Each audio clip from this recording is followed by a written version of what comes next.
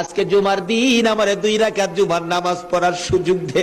ও নবীর উম্মতেরা, নবীর আশিকেরা, হুসাইনের আশিকেরা গো, এই 2 রাকাত নামাজ জুমার নামাজ ছাইরো না, আমার নবীর শাফায়াত নসিব হবে না।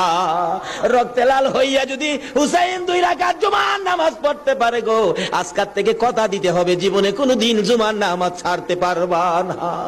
জুমার নামাজ আদায় করতে সময়টুকুন দিলে নামাজ শুরু করে দিলেন, রুকু সিজদার কাজ শেষ করে তাশাহুদে বসে সালাম ফিরানের আগ পর্যন্ত কাছাকাছি বসে বসে এই যে সৈন্যরা নামাজের ভিতরে প্রত্যক্ষদর্শীরা বলেন এক একটা করে তীর মারে হুসাইনের গায়ে। ডান দিক দিয়ে যদি তীরটা মারতো, বাম দিক দিয়ে বেরিয়ে যাইতো, সামনে দিয়া মারলে পিছন দিয়া বেরিয়ে যায়, এই কিসিমের তীর গো নামাজের ভিতরে বাহুতুরটা তীর লাগাইছে। হুসাইন সালামটা ফিরাইয়া নানা গো